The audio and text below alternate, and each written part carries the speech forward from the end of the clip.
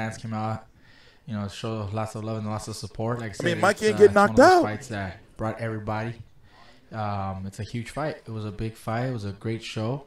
Unfortunately, things didn't go out, you know, the way we planned. You know, I didn't get the victory, but I'm still happy with the performance. You know, I did my best. Sean was trying to 12 kill rounds him with the best welterweight. You know, and you know, it just it's a learning experience. You know, he's a good fighter. You're absolutely right. Not many can say that they did what you did, go 12 rounds. You know, your brother almost stopped this fight at some point. He came to you in the corner. like said, giving him a prize. how are you? What do you want to do? And you said, I want one more, and he granted that to you. Was there any point in this fight where you felt like, okay, this is too much? No. I never thought you know, I'd be too hurt to stop this fight. I was fine. It's just, you know, he's a great fighter. You know, he was on top of me and he wouldn't back off, you know, and my brother obviously was concerned. My dad was concerned, you know, that I might be getting hit a little too much. But a lot of times I was actually blocking a lot of the punches, parrying them.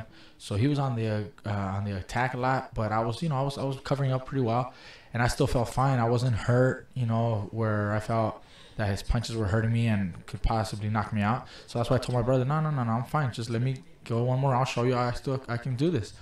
That's it. You know, you said that you saw something in him that you were going to be able to maybe take advantage of. What was the game plan? No, well, I try to make adjustments to try to take over and beat him to the punch or counter punch, fight on the inside or fight on the outside. But he just, you know, he's a lot bigger, and that's he executed his game plan. He kept that distance, using that jab. A couple times when I was trying to you know, get on the inside, he just boxed right outside with the jab and kept me at a distance that obviously didn't suit me. Suited him very well. He executed very well.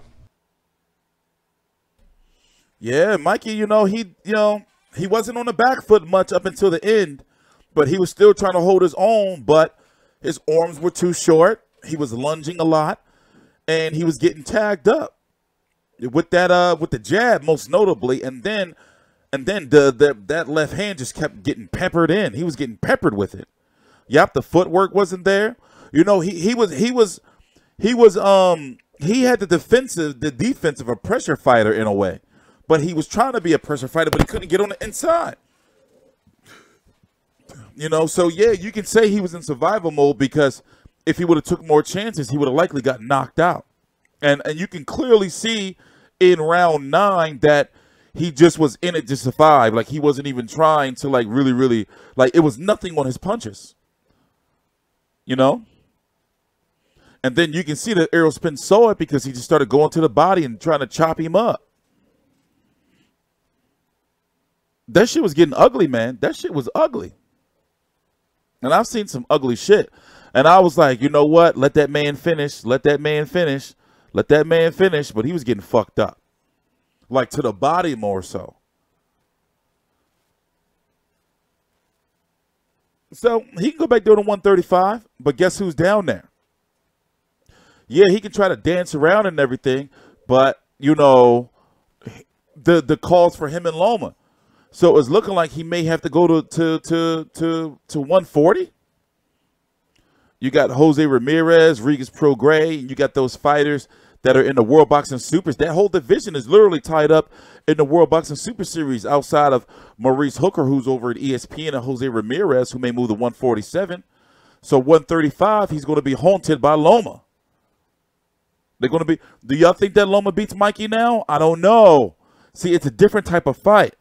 Because both of the fighters, you know, Mikey is going to be bigger than Loma.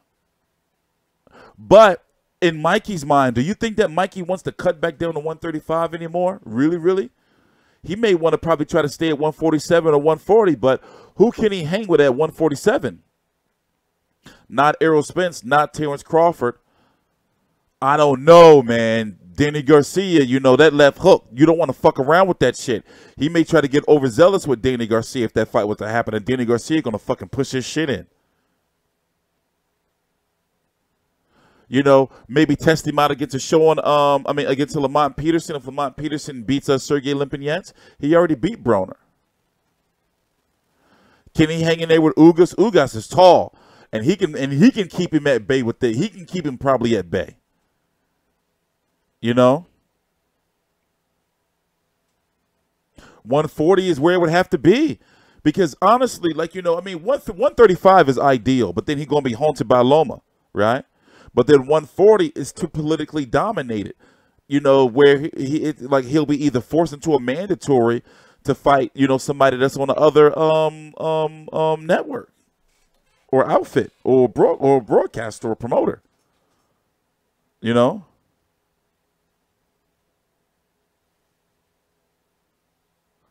So Mikey Garcia versus Victor Ortiz, then that'll be some shit to watch. But the thing is, what did we learn about Mikey Garcia tonight that can make us think that he can compete really, really? I mean, he can compete, but what have we learned that he can be super successful? Not just a 1-belt champion, but can he be a 2-belt champion at 147 pounds? Yeah, they may be able to find some way to maneuver him through the rankings somewhere to get him a title. Maybe a WBA world title somewhere long, like down the line, maybe a year or so. But can he like be good and like dominant at 147? We don't know. You know?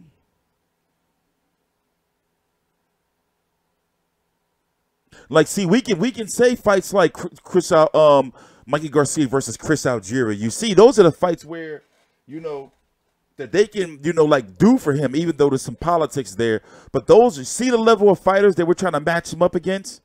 And even, you know, Chris Algieri is tall and he moves a lot. We haven't learned that Mikey Garcia can get in on the inside. You know, he's shown right there. He's shown right there. We've learned that even though, you know, we can't really take nothing away from him for going up 2 weight divisions. We've learned that on the inside, like, can he get in on the inside against taller fighters? Like, has that part been taken away from him? Is that something he's going to be in the back of his mind? Like, shit, I'm fighting a long rangier fighter. Yeah, Lord knows. Chris almost out the cage, though.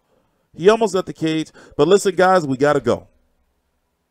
I got a lot of videos to do tomorrow to catch up because I didn't cover the zone. I was at the zone fight last night. And also, we're getting more. Listen, I can't. There's going to be a stream tomorrow, likely. We're going to see you guys tomorrow, man. We got to go. We got to go. It's for the better of you guys. Trust me. It's for the better. Check out the link in the bio. The store is down there below. It's for the better. And we got a lot of streams coming up. Remember, it's Peterson versus Lempinets fight week. We got a lot of, the interviews are coming up. We got a lot of good stuff coming up. The podcast. Link in the bio for the merch store. TstreeT Controversy. This is TstreeT Controversy Live. Please subscribe.